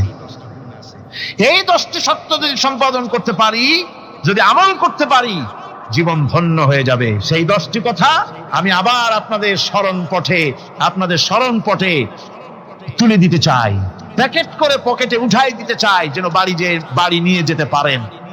1 নম্বর হচ্ছে 10টি পয়েন্টের 1 নম্বর আল্লাহর প্রতি ঈমান। 1 নম্বরে আল্লাহর প্রতি ঈমান, 2 নম্বরে পরকালের প্রতি ঈমান, 3 নম্বরে ফেরেশতাদের উপর ঈমান, 4র্থ নম্বরে কিতাবের প্রতি ঈমান, 5ম নম্বরে নবীদের প্রতি ঈমান, 6ষ্ঠ নম্বরে সহায় সম্বলহীন, নিকটবর্তী আত্মীয়, ইয়তীম, মিসকিন, প্রবাসী, মুসাফির, সাহায্য প্রার্থী, এদেরকে মুক্ত করার জন্য এদেরকে সাহায্য প্রদান করা। 7 নম্বরে নামাজ প্রতিষ্ঠা করা, 8 নম্বরে যাকাত আদায় করা, 9 নম্বরে ওয়াদা পালন করা, 10 নম্বরে সবর এখতিয়ার করা। কয়টা হইল? এই 10টি কাজ যদি আমরা পালন করতে পারি, বিপদে মুসিবতে ধৈর্য ধারণ করতে পারি, যত মুসিবত আসুক, আসলে এগুলি কিছু না। মুসিবত আল্লাহ টেস্ট করবেন, মুসিবত দিয়া আল্লাহ টেস্ট করেন। দেখা যায় যে ওদের শক্তি খুব বেশি, চোখে আপনি দেখতে পারেন, কিন্তু আল্লাহ বলছেন ইন্না কায়দাশ শায়তানে কানা দাঈফা। বাতিলরা হলো শয়তান। বাতিলরা কি? আর ওদের চক্রান্ত আসলেই দুর্বল। এদের চক্রান্ত আসলে কি? দুর্বল। কাজেই এগুলিকে ভয় করা যাবে না। বিপদে মুসিবতে ধৈর্য ধারণ করে যদি অগ্রসর হওয়া যায়, তো আল্লাহ রাব্বুল আলামিন এই 10টি পয়েন্ট যদি আমল করা যায়, দুনিয়াও শান্তি পাবো, আখিরাতেও শান্তি পাবো। যত মুসিবত আসুক, বিপদ আসুক, ধৈর্যের সাথে মোকাবেলা করতে হবে। ধৈর্যের অর্থ কি? আমি আগেই বলেছি, ধৈর্যের অর্থ হচ্ছে অবিচলতা, দৃঢ়তা, বরদাস্ত করা, সহিষ্ণুতা, ধীরতা, স্থিরতা। ধৈর্যের অর্থ এটা নয় একজন একটা থাপ্পড় মারলো আর আপনি বলবেন যে বাবা ব্যথা পাইছো নাকি, তাহলে আরো একখান থাপ্পড় দিয়া দাঁত আমার সবগুলো ভালায় দেন। এর নাম ধৈর্য নয়। ধৈর্য হচ্ছে পরিস্থিতির মোকাবেলা করতে হবে সাহসিকতার সাথে, এর নাম হচ্ছে ধৈর্য। ওই যে আমি একটা দৃষ্টান্ত দিয়ে থাকি, এক সাপ একবার মুরিদ হয়েছিল এক পীর সাহেবের কাছে। পীর বলছিলেন যে আমি তো এইসব সাপ টাপ মুরিদ বানাই না। কয় না হুজুর, আমারে বানান। তারপরে মুরিদ বানায় কিছু অজিফাতারে শিখাই দিল আর বললো খবরদার কাউকে দংশন করবা না। ঠিক আছে, সে যায়া জিজ্ঞাসা শুরু করে দিয়েছে। এর মধ্যে জমিনে রাখাল আসছে, ধান কাটছে, ধানগুলো নিবি কি করে, দড়ি দড়ি পাচ্ছে না। তো কি করা যায়, বানবে কি দিয়া? সন্ধ্যার পরে অন্ধকারে দেখে যে দড়ি একটা পড়ে আছে। ও যে কি দড়ি তা তো ওরা বোঝে না, ওইটারে নিয়া ধান রে ফেসাইয়া লেজ দিয়ার মাথা দিয়ে এরকম করে বাসেটা দিয়ে বাঁধছে। সাপ তখন বলতেছে হায় হায় রে, কেবল যে মুরিদ হইছি, তা না হলে তুই ঠিক পাইছি যে আমি কি ধরনের দড়ি। এরপরে নিয়ে বাড়ি নিয়ে ভালাই দেশে ওটারে খুলে সাপটার ঘাড় গেছে মস্কিয়া। লাফাতাহনা আলাইহিম বারাকাতিম মিনাস সামাই ওয়াল আরদ। দেশের লোকেরা, জনপদের লোকেরা যদি দুইটা কাজ করে, এক নম্বরে হলো আমার উপরে ঈমান আনবে, দুই নম্বরে হলো আমাকে ভয় করার নীতি অবলম্বন করে যদি চলে, তাহলে ওই দেশের মানুষের জন্য আকাশ আর জমিনের সব বরকতের দরজা আমি আল্লাহ খুলে দেব। আল্লাহর ওয়াদা। আল্লাহ পাকের নিকট মানুষের সবচাইতে বড় দাবি কি? আল্লাহর কাছে মানুষের সবচাইতে বড় দাবি কি করতে পারেন? পারেন না। আল্লাহ পাকের কাছে মানুষের শ্রেষ্ঠ দাবিটা আল্লাহ নিজেই শিখাই দিয়েছেন। আমার কাছে দাবি কর, ইহদিনাস সিরাতাল মুস্তাকিম। আয় আল্লাহ, একটা সোজা, একটা সরল রাস্তা আমারে দাও, একটা সহজ পথ আমারে দাও। এই কথা সূরা ফাতিহা দাবি করার পর আল্লাহ রাব্বুল আলামিন এই অভিনন্দনের জবাবে, 7টা বাক্যের অভিনন্দনের জবাবে আল্লাহ রাব্বুল আলামিন 30 পারা কোরআন শরীফ নাজিল করে দিলেন। সূরা ফাতিহার এই সওয়ালের জবাবে আল্লাহ পাক বললেন, ওয়া আনি'বুদুনি হাযা সিরাতুম মুস্তাকিম। সোজা রাস্তা চাও, আমার গোলামি করো, ইবাদত করো। সব জায়গায় ইবাদত, গোলামি করাই লাগবে। আমার কাছে সোজা রাস্তা চাও, সোজা রাস্তা হলো আমার গোলামি করা। কার গোলামি? বেহেশতে যেতে চান? আমি আস্তে জিগেলাম বলে আপনারও আস্তে জবাব দিলেন। বেহেশতে যেতে চান? সুবহানাল্লাহ। এমন কোন মানুষ আছে নাকি যে বেহেশতে যেতে চায় না? মদ খোর যাইতে চায়। সবাই, আমরা সবাই বেহেশতের আশা করি, ঠিক কিনা? আল্লাহ রাব্বুল আলামিন বলেন, বেহেশতে যদি যেতে চাও তাহলেও ইবাদত করা লাগবে, ইবাদত ছাড়া জান্নাতে যাওয়া যাবে না। ফাদখুলি ফি ইবাদি ওয়াদখুলি জান্নাতি। সর্বপ্রথম আমার বান্দার মধ্যে দাখিল হয়ে যা, আমার গোলামির মধ্যে দাখিল হওয়া, আমার গোলাম হয়, এরপরে আমার জান্নাতে চলে যা। আগে গোলাম হবি, তারপরে কোথায় যাবি? জান্নাতে যাবে। আগে গোলাম হ, আগে গোলামির খাতায় নাম লেখা, আগে সত্যিকারের আমার বান্দা হ, গোলাম, এরপরে জান্নাতে যাওয়া যাবে। জান্নাতে যাইয়া আল্লাহর সাথে কি দেখা করতে চাই? আল্লাহর সাথে দেখা করতে চাই। আল্লাহ রাব্বুল আলামিন বলেন, فمن كان يرجو لقاء ربه فليعمل عملا صالحا ولا يشرك بعبادة ربه أحدا। তোমাদের মধ্যে যদি কেউ আল্লাহর সঙ্গে, তার রবের সঙ্গে যদি কেউ দেখা করতে চায়, তাহলে সে যেন ভালো ভালো কাজ করে, নেক কাজ করে, আর তোমার রবের সাথে অর্থাৎ আল্লাহ রাব্বুল আলামিনের সাথে ইবাদতের মধ্যে যেন কাউকে শরীক না করেন। শিরক যদি না করো, খাঁটি গোলাম, খাঁটি বান্দায় যদি পরিণত হতে পারো, কিয়ামতের দিন আল্লাহ রাব্বুল আলামিনের সঙ্গে দিদার নসিব হয়ে যাবে। এই গোলামি করব কতদিন? কতদিন গোলামি করব? এই প্রশ্নের জবাবে আল্লাহ রাব্বুল আলামিন কোরআনে কারীমের মধ্যে জবাব দিয়ে দিয়েছেন, ওয়া'বুদ রাব্বাকা হাত্তা ইয়াতিয়াকাল ইয়াকিন। মৃত্যু পর্যন্ত, যতক্ষণ না নাক দিয়ে শেষ প্রশ্বাসটি, নিঃশ্বাসটি বেরিয়ে যাচ্ছে, ততক্ষণ পর্যন্ত আনুগত্য, গোলামি শব্দ হবে কার? জোরে চিল্লায় এখন কার? এই গোলামি জীবনের সব ক্ষেত্রে করতে পারলে আমরা মুসলমান, আর করতে না পারলে মুসলমান নামে মুনাফিক। না পারলে কি? মুনাফিক। বন্ধুগণ, ইয়াকা নাবুদু পর্যন্ত বলে ওয়া ইয়াকা নাস্তাইনের কথাটা শোনাচ্ছি। সূরা ফাতিহার ভিতরে আমরা পড়ি, পড়েন আমার সাথে, ইয়াকা নাবুদু ওয়া ইয়াকা নাস্তাইন। আয় আল্লাহ, একমাত্র তোমার গোলামি করি আর একমাত্র তোমার কাছে সাহায্য চাই। তুমি ছাড়া কারো কাছে সাহায্য? এটা কি ঠিক? এটা কি আমাদের মনের কথা, ঈমানের কথা? আল্লাহ করুন, আল্লাহ করুন, বলি আমিন। হাদিস শরীফে বলা হয়েছে, ইজা সাআলতা ফাসআলিল্লাহ ওয়া ইজা ইসতাআনতা ফাসতাইন বিল্লাহ। কিছু চাইতে হলে আল্লাহর কাছে চাও, কিছু বলতে হলে, ভিক্ষা করতে হলে আল্লাহর কাছেই ভিক্ষা করো। কার কাছে ভিক্ষা করবেন? আল্লাহর কাছে বলুন। আমার বন্ধুগণ, আমি আমার ঈমান থেকে কথা বলি, আমি আমার ঈমান থেকে কথা বলি। কোরআন এবং হাদিস পড়ে যতটুকু আল্লাহ বোঝার তৌফিক দিয়েছেন সেই কথাগুলি পেশ করার জন্য চেষ্টা করি। বন্ধুগণ, এদিক ওদিক কোনো দিকে না ঘুরে মসজিদে যান, মসজিদে গিয়ে নামাজ পড়েন, আর আল্লাহর কাছে হাত পেতে আল্লাহরে বলেন। সেজদা গিয়া যখন রব্বুল আলামিনের দরবারে কিছু চাইবেন, হুজুরের কাছে জিজ্ঞেস করা হয়েছে, হুজুর বান্দা কখন আল্লাহর নিকটবর্তী হয়ে যায়? আল্লাহর নবী বলেছেন, বান্দা যখন সেজদা দেয় তখন বান্দা একেবারে আল্লাহ পাকের কাছে চলে যায়। আল্লাহর কাছে চান যা দরকার, ছেলে নাই, মেয়ে নাই, বউ নাই, অথবা চাকরি নাই, প্রমোশন চাই, ব্যবসায় উন্নতি চাই, যা দরকার কাকে বলবেন? মনটাকে পরিষ্কার করুন, আজকে মনটাকে সাফ করুন, সমস্ত দুর্বলতা থেকে মনকে উঠায় আনো, বিশ্বাস করুন যা চাওয়ার, যা বলার সবটা আল্লাহর কাছে। কার কাছে? আমি তার গোলাম। আমি কার গোলাম? আল্লাহ ছাড়া কারো কাছে আমার অভিযোগ তুলবো না, সবটা বলবো আল্লাহর কাছে। বলে দেখেন, বলে দেখেন আল্লাহ পাক কিভাবে আপনাকে সাহায্য করেন। সুবহানাল্লাহ।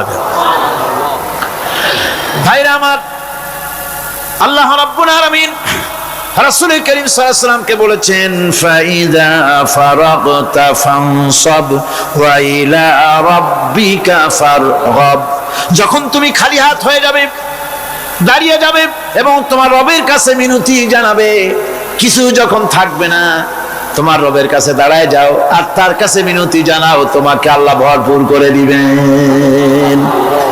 ভান্ডের কোনো অভাব নাই। আমাদের ভান্ড হচ্ছে যত দেব তত কমবে, আর আল্লাহর ভান্ড যত দেয় তত সমান সমান থাকে, মোটেই কমে না, মোটেই কমে না।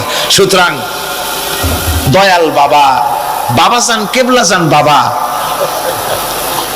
কি যে কবে আর কি করবে দিশা করতে পারে না। গান বাজনা, তারপরে গোসল শরীফ, কি জানি হাবিজাবি শরীফ, কোন শেষ বেদাত দিয়ে ভরে গেছে। এগুলি বিশ্বাস করবেন না, বিদআত খারাফা, এর সাথে মুসলমানের কোনো সম্পর্ক নাই। গান বাজনার সাথে মুসলমানের কোনো সম্পর্ক। হাতে কতগুলো ঢোল নিয়ে তারপরে মাজারের কাছে গিয়ে ঢোল বাজায়, কবরের কাছে, মাথায় কতগুলো চুল, দাঁতে ময়লা, মোষগুলা ঠোঁট দুইটা ঢাইকিয়া দাড়ির কাছে এসে পড়ছে।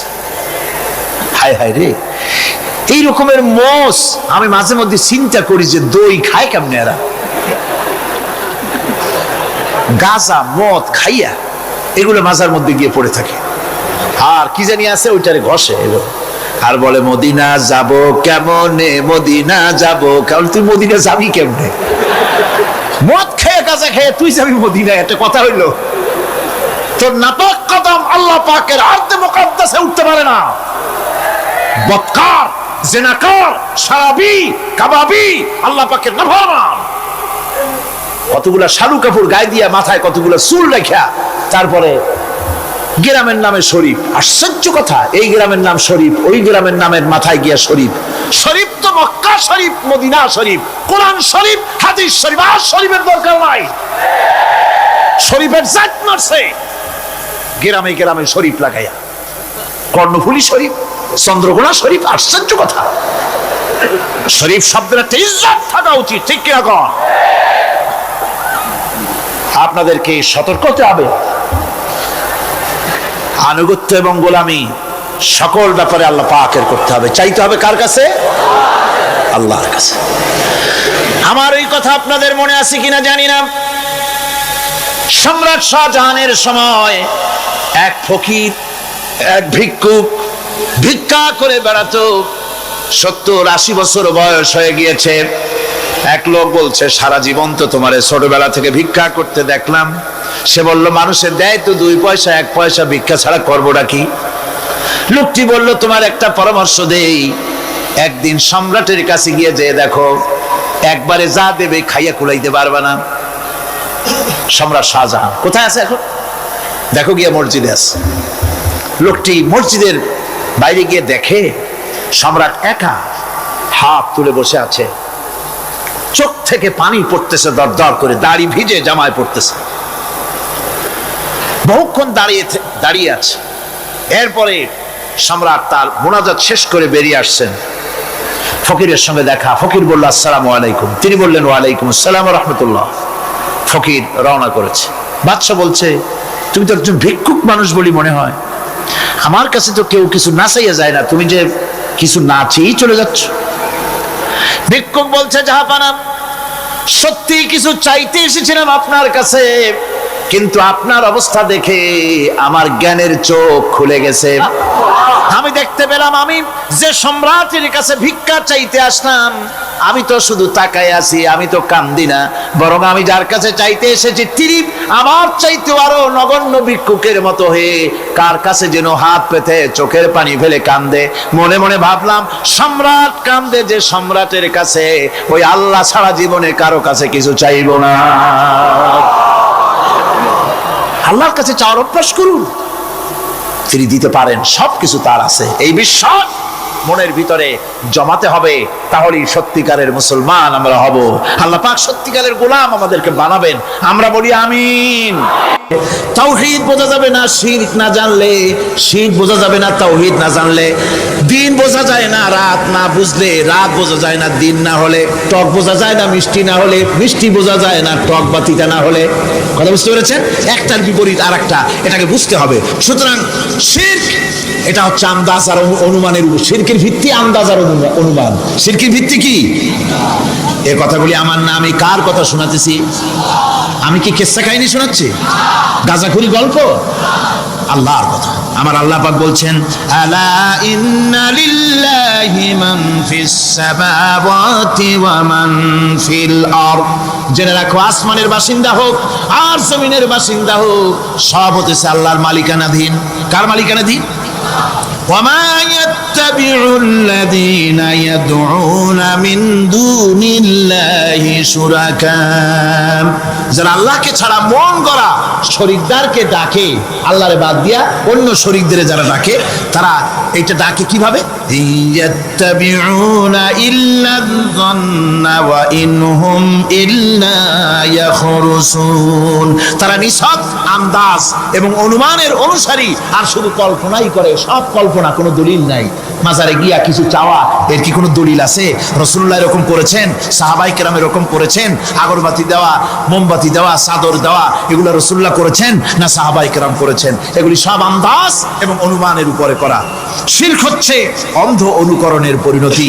ওই দেখছি মা বাপ করেছে, মুরব্বীরা করেছে, তাই করে।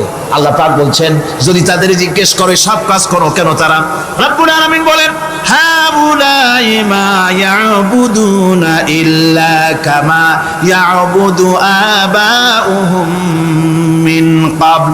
হে নবী, এরা সেই মিথ্যা খোদাদের ইবাদত করে। কেন করে? প্রশ্ন করা হলে তারা এই জন্যই করে যে তাদের বাপ দাদারে করতে দেখেছে, তাই বাপ দাদাদের অনুসরণ তারা করে, অনুকরণ করে, আন্দাজের উপরে, অনুমানের উপরে। তাদের কাছে কোনো দলিল নাই। এই শিরক থেকে ফিরে থাকার জন্য সূরা লোকমানের মধ্যে দেখুন, হযরতে লোকমান তিনি তার সন্তানকে ডেকে বলছেন, ইয়া বুনাইয়া إذ قال لقمان لابنه وهو يعظه يا بني لا تشرك بالله إن الشرك لظلم عظيم। يا بني, হে আমার নান্না মুন্না লাডলা, হে আমার কলিজার টুকরা সন্তান, ইয়া বুনাইয়া লা তুশরিক বিল্লাহ, খবরদার আল্লাহর সাথে শরীক স্থাপন করো না। ইন্না শিরকা লাযুলমুন আযীম। শিরক হচ্ছে মস্ত বড় অপরাধ। যারা শিরক করে তারা অপমানিতের শেষ পর্যায়ে চলে যায়, তারা অপমানিত হয়। কিরকম? ওয়ামান ইউশরিক বিল্লাহি ফাকান্নামা খাররা মিনাস সামাই ফাতাখতাফুহু আত-তায়রু আও তাহবি বিহির রিহু ফি মাকানিন সাহিক। আল্লাহর সাথে যারা শিরক করে সে যেন আকাশ থেকে পড়ে গেল। কার কথা এটা?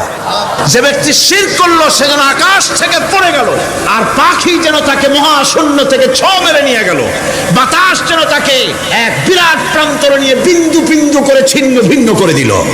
তার মানে হলো আকাশ থেকে পড়ে যাওয়ার অর্থ হলো তাওহীদের অবস্থান থেকে সরে যাওয়া। পাখিতে ছো মারার অর্থ হলো যখন সে শিরক করে তখন শয়তানের সে ফুটবল হয়ে যায়। শয়তানের কি হয়? শয়তানের ফুটবল হয়ে যায়। বাতাস উড়িয়ে নেওয়ার অর্থ হলো লালসা এবং নফসের প্রবৃত্তির ভিতরে লোকটি নিমজ্জিত হয়ে যায়। সুতরাং অপমান এবং লাঞ্ছনা পাওনা থাকে যারা শিরক করে তাদের জন্য।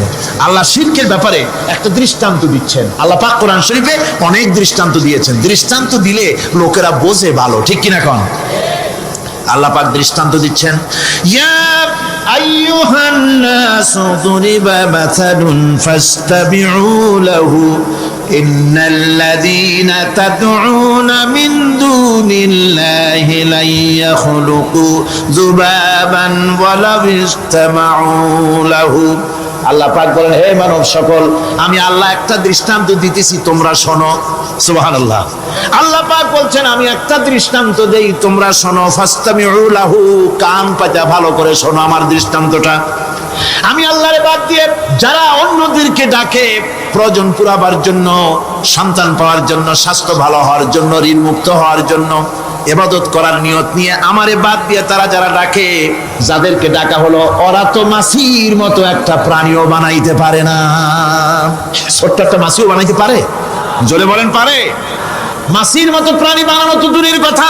ওয়াইয়াসলুবুহুম যুবাবু শাইআ লা ইস্তানকিযুহু মিনহু যাউফাত তালিব ওয়াল মাতলুব। ওই মাছি যদি তার কাছ থেকে কোনো জিনিস হরণ করে নিয়ে যায়, মাছির কাছ থেকে ওটা ফিরায় রাখারও ক্ষমতা তার নাই। মূর্তি বানানো হয় 10খানা হাত, 20খানা হাত, 40টা মাথা, সামনে ডাব আছে, চিড়া আছে, কলা আছে, মুড়ি আছে, কত খাবার। মাছিতে সব যদি নিয়ে যায়, কুত্তায় দাঁড়ায় যদি গায়ে পেশাবও করে দেয়, এতগুলা হাত একটা হাত দিয়েও সরাইয়া দিতে পারে না। আল্লাহ পাক বলেন, যাউফাত তালিবু ওয়াল মাতলুব। যাদের কাছে ওরা চায়, ওই আশ্রয় প্রার্থী আর আশ্রয়দাতা দুটোই দুর্বল। হাদিস শরীফে এসেছে, একবার এক মুশরিক রাসূল করিম সাল্লাল্লাহু আলাইহি সাল্লামের কাছে এসেছেন একটা ভাঙ্গা, ঠ্যাং ভাঙ্গা, কল্লা ভাঙ্গা একটা মূর্তি নিয়ে। হুজুর বলছেন যে তোমার এই মূর্তিটার কল্লা ঠ্যাং ভাঙ্গা কেন? সে ব্যক্তি কইল যে হুজুর, এটা হলো আমার খোদা। বিপদ আপদ থেকে বাঁচার জন্য সবসময় বগলে রাখি, না জানি কোন সময় কোন বিপদে পড়ে যাই। পথে চলতে গিয়ে পেশাব আসলো, ভাবলাম খোদারে নিয়ে এই কাম করুন, তারা রাস্তার উপরে দাঁড় করায় রাখা, এরপরে আমার কাজ সারলাম। এসে দেখি খোদাটার মাথা থেকে শুরু করে পা পর্যন্ত খালি ভিজা। ভাবলাম খোদার শরীর ভিজা, নিশ্চয়ই কোনো বরকতের পানি হবে। কোলে তুলে নিয়ে চাট আরম্ভ করলাম। চাটতে গিয়ে টের পাইলাম যে গন্ধ লাগে টক টক। আশ্চর্য কথা, বরকতের পানি এরকমের ঝাঁসালো গন্ধ, নাক ছিঁড়ে যাওয়ার মতো। বিষয়টা কি? কিসের বরকত? এদিক ওদিক তাকায় দেখি দূরে একটা কুত্তা দাঁড়ানো, আর তার নিচের থেকে পানি টপকাচ্ছে। তখন বুঝলাম কি বরকতের পানি। কয় হুজুর, মেজাজটা খারাপ হয়ে গেল। খোদাটার ঠ্যাং না ধরিয়া ঠ্যাং ধরে বললাম, তুই খোদা না হুদা? কুত্তার পেশাব দিয়া নিজের বাঁচাইতে পারো না, আমারে বাঁচাবি কেমনে? হুজুর জিজ্ঞেস করলেন, আমার কাছে কেন এসেছো?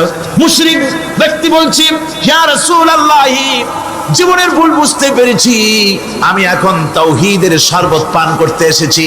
নবীজি বললেন, পড়ো লা ইলাহা ইল্লাল্লাহু মুহাম্মাদুর রাসূলুল্লাহ। আল্লাহ পাক কি সুন্দর করে বুঝাচ্ছেন, আমি ছাড়া কারো কোনো ক্ষমতা নাই। আল্লাহুল্লাযী খালাকাকুম সুম্মা রাযাকাকুম সুম্মা ইউমীতুকুম সুম্মা ইউহয়ীকুম। আল্লাহ বলছেন, ও বান্দারা শোনো, আমি আল্লাহ তোমাদেরকে সৃষ্টি করেছি। শুধু সৃষ্টি করি নাই, খাবার দিছি। কে দিয়েছেন খাবার? সৃষ্টি করেছি, খাবার দিয়েছি, এরপরে তোমাদের মৃত্যু করব, আবার মৃত্যুর উপরে আমি আল্লাহ তোমাদের জিন্দা করব। হাল মিন শুরাকাইকুম মান ইয়াফআলু মিন যালিকুম মিন শাই। তোমরা যাদের পূজা করো, তোমরা যাদের ইবাদত করো, আমি আল্লাহ ছাড়া আমি যে সব কাজ করি এই সব কাজ তোমাদের ওই সব দেবদেবতারা করতে পারে? আল্লাহ বলেন পারে না। সুবহানাহু ওয়া তাআলা আম্মা ইউশরিকুন, তিনি পবিত্র, পবিত্র পবিত্র। তারা যে সমস্ত কথা বলে আর আল্লাহর সাথে যে সমস্ত জিনিস দিয়ে শরীক স্থাপন করে তার থেকে আল্লাহ মহান পবিত্র।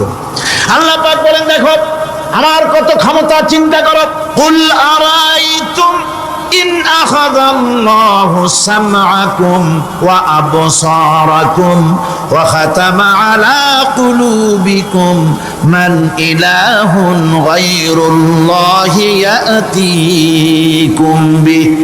আল্লাহ পাক বলেন ও নবী আপনি বলেন, বলে দিন আল্লাহ যদি, তোমরা কি কখনো এই কথা চিন্তা করে দেখেছো আল্লাহ যদি ইচ্ছে করেন তাহলে তোমাদের কানের শ্রবণ শক্তি আল্লাহ পাক বন্ধ করে দিতে পারেন, ইচ্ছে করলে তোমাদের চোখ দুটির দৃষ্টি শক্তি আল্লাহ পাক কেড়ে নিতে পারেন, ইচ্ছে করলে তোমার বিবেক বুদ্ধি সব লোপ পায়া পাগলে পরিণত করে দিতে পারেন। পারেন কিনা জোরে কোন? আল্লাহ পাক বলেন কখনই কি সব কথা চিন্তা করেছ? ইচ্ছে করলে আমি তোমার শ্রবণ শক্তি বন্ধ করে দিতে পারি, চোখের দৃষ্টি শক্তি, চোখের নূর কেড়ে নিতে পারি, বিবেক বুদ্ধি লোপ পাওয়া দিতে পারি। এরপরে এগুলি যদি আমি করে মান ইলাহুন গায়রুল্লাহি ইয়াতিকুম বিহি, তাহলে আমি আল্লাহ ছাড়া মন কে আছে? আবার তোমার দৃষ্টি শক্তি ফিরায় দিতে পারে, আবার তোমার শ্রবণ শক্তি ফিরায় থাকে ফিরায় দিতে পারে, আবার তোমার বিবেক শক্তি ফিরায় দিতে পারে। আছে কি কেউ? আছে? আল্লাহ পাক বলেন নবী আপনি বলেন আমার নিয়ামত খায় লাভালাভি করো, আমার নিয়ামত খাও, পানি খাও, মাছ খাও, গোশ খাও, যে পানি না হলে তোমাদের জীবন বাঁচে না। কুল আরাআইতুম ইন আসবাহা মাউকুম গাওরান ফামান ইয়াতিকুম বিমাইন মাইন। নবী বলে দিন সমুদ্রের পানি, দরিয়ার পানি, কুয়ার পানি, পাতালের পানি, সমস্ত পানি যদি আমি আল্লাহ শুকায় দেই তাহলে এমন কোন খোদা তোমার আছে নতুন করে পানির আমদানি করে দিতে পারে? কি সুন্দর করে আল্লাহ বুঝাচ্ছেন। সুবহানাল্লাহ, সুবহানাল্লাহ। আল্লাহ পাক আবার বলেন শোনো বান্দারা, ও নবী আপনি মানুষকে ভালো করে বুঝান। কুল আরাইতুম ইন জাআলাল্লাহু আলাইকুমুল লাইলা সারমাদান ইলা ইয়াউমিল কিয়ামাহ। ও নবী ভালো করে বুঝান, আমি যদি এই রাত্রটাকে টেনে কিয়ামত পর্যন্ত লম্বা করে দেই, এই রাত যদি আর সকাল না হয়, মান ইলাহুন গায়রুল্লাহি ইয়াতিকুম বিদিয়া, আমি আল্লাহ ছাড়া কে আছে রাতের অন্ধকার দূর করে দিয়ে সূর্যের আলো এনে দিতে পারে? আছে কেউ? আফালা তাসমাউন, তোমরা শুনতে পাও না? কান নাই? আল্লাহ পাক বলছেন শুনতে পাও না? ইচ্ছে করলে আমি তা করতে পারি। শুধু তাই নয়, কুল আরাইতুম ইন জাআলাল্লাহু আলাইকুমুন নাহারা সারমাদান ইলা ইয়াউমিল কিয়ামাহ, আমি যদি ইচ্ছে করি দিনটাকে টেনে নিয়ে কিয়ামত পর্যন্ত লম্বা করে দিতে পারি। মান ইলাহুন গায়রুল্লাহি ইয়াতিকুম বিলাইলিন তাসকুনুনা ফীহি আফালা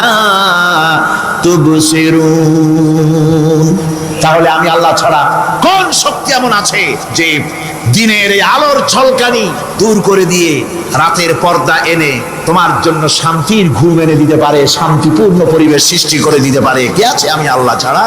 তোমরা কি দেখতে পাও না? শুনতে পাও না? কান নাই? চোখ নাই?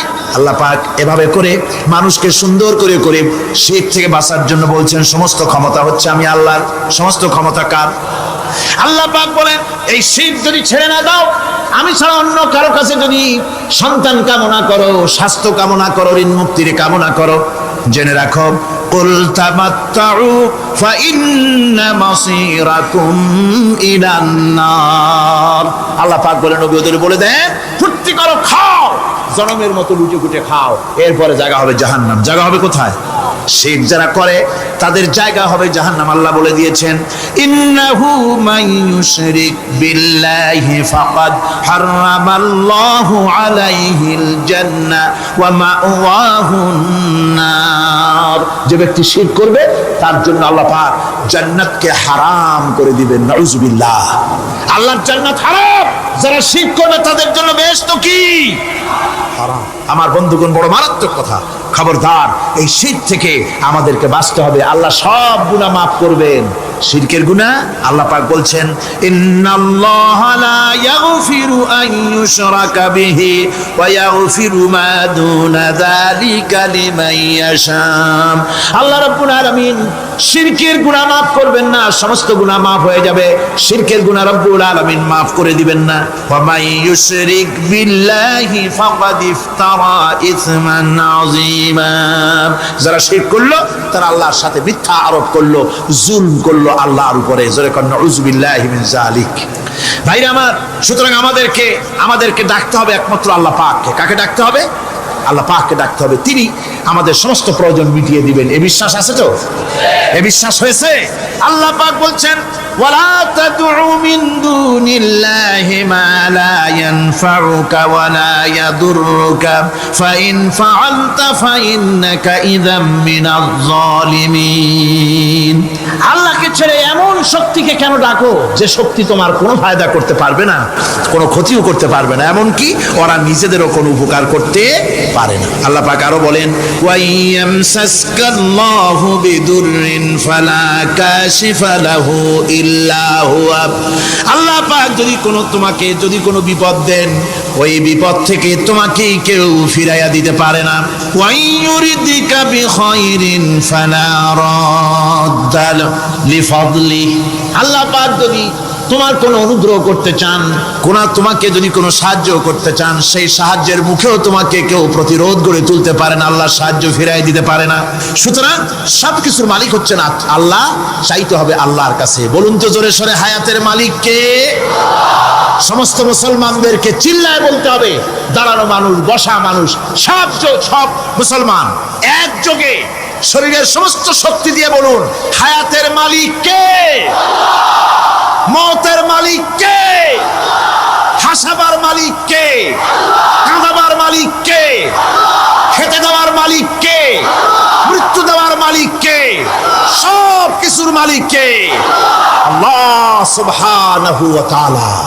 তিনি হচ্ছেন একমাত্র আমাদের প্রভু। ওই আল্লাহ রাব্বুল আলামিন বলেন, ওয়া'বুদুহু ওয়াশকুরু লাহু ইলাইহি তুরজাউন। ওই আল্লাহর ইবাদত করো, তার শুকর আদায় করো, তার দিকেই আমাদের সকলকেই ফিরে যেতে হবে।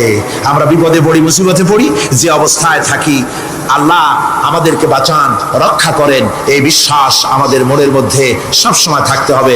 আমরা ঝড়ের মধ্যে পড়ি, বৃষ্টির মধ্যে পড়ি, বিপদে পড়ি, যেখানেই থাকি, যত কষ্ট করি, সব জায়গায় আল্লাহ আমাদের হেফাজত করেন। কে করেন?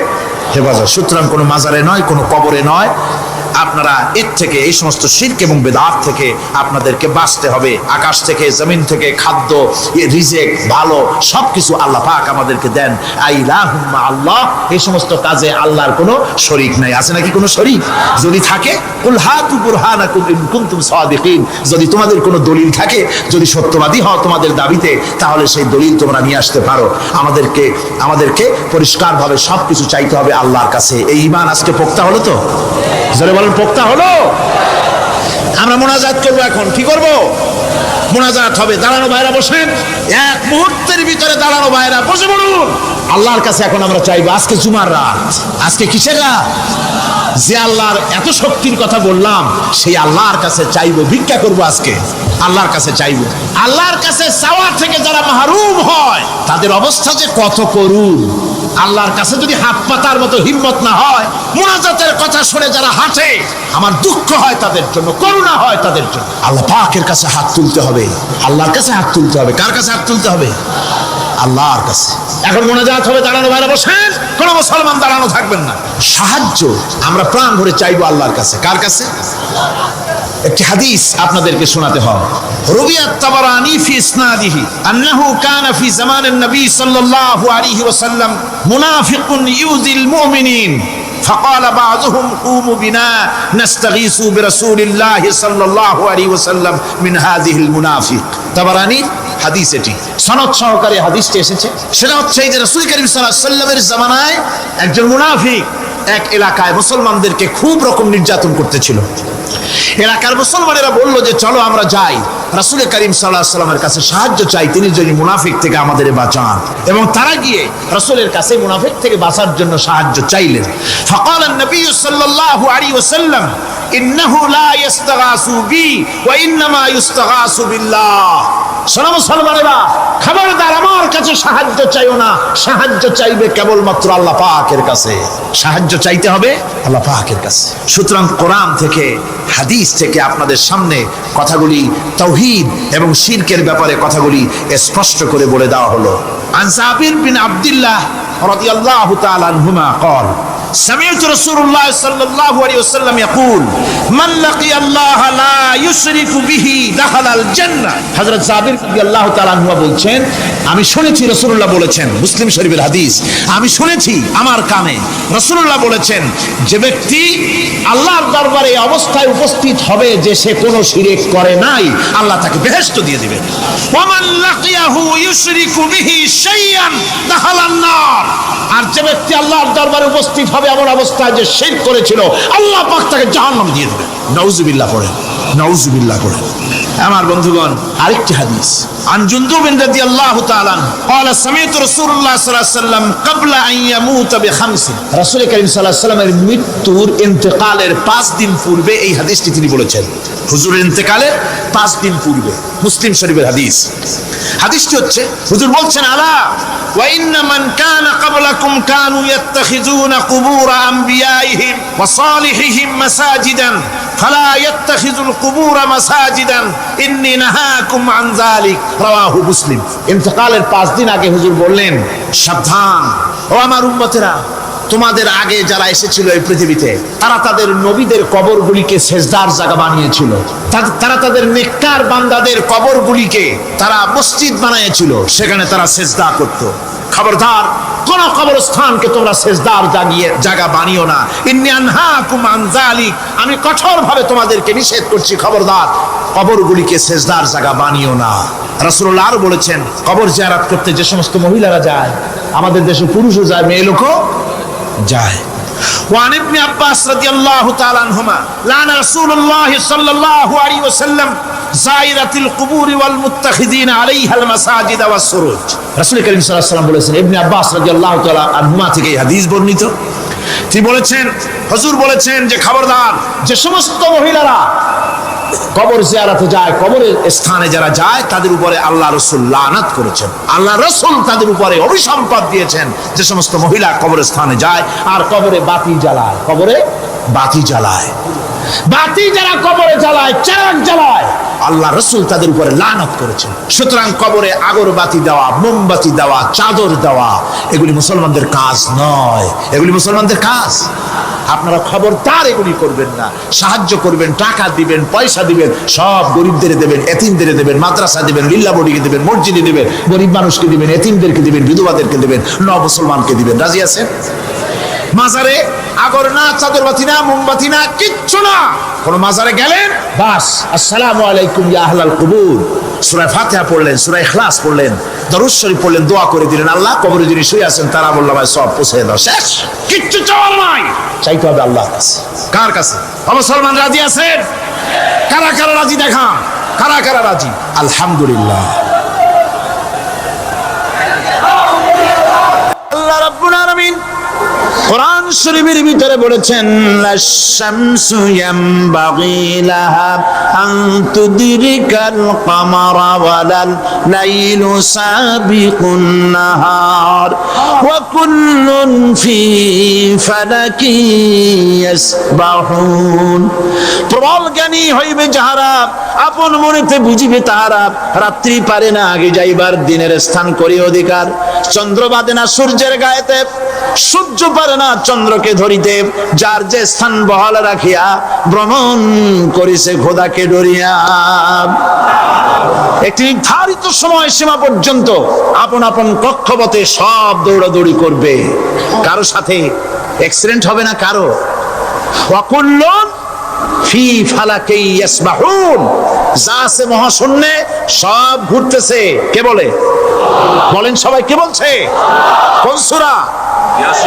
সূরা ইয়াসিন। আবার শুনুন, আল্লাহ পাক ফয়সালা দিচ্ছেন, ঘোরে কেডা? শুধু সূর্য ঘোরে না, শুধু চন্দ্র ঘোরে না, আল্লাহ মহাশূন্যে যা রেখেছেন সব ঘুরতেছে, সবই সন্তরণশীল, সব গতিশীল। সুতরাং ফয়সালা তো আল্লাহর কাছ থেকে নিতে হবে। পৃথিবী সৃষ্টি করেছেন, মানব গোষ্ঠী সৃষ্টি করেছেন এবং মানুষের প্রয়োজন মিটিয়েছেন। এই মানুষগুলিকে কে সৃষ্টি করেছে? মানুষ সৃষ্টির ব্যাপারেও দার্শনিকরা মানুষদেরকে বিভ্রান্ত করে। যা কলেজে বিশ্ববিদ্যালয়ে পড়ানো হয়, এই কোরআন শরীফ বিশ্ববিদ্যালয়ে পড়ানো হয়? হ্যাঁ হয়। কয়েকটা আয়াত, কয়েকটা সূরা পরীক্ষায় পাশ করার জন্য একটু একটু অপশনাল রেখে দেওয়া হয়েছে। বর্তমান যে শিক্ষা কমিশন, শামসুল হক শিক্ষা কমিশন রিপোর্ট মন্ত্রী পরিষদে অনুমোদন করেছে বর্তমান সরকার। এই শিক্ষানীতিতে বলা হয়েছে ক্লাস 1 থেকে নিয়ে ক্লাস 5 পর্যন্ত ধর্মীয় শিক্ষা দিতে দেওয়া হবে না।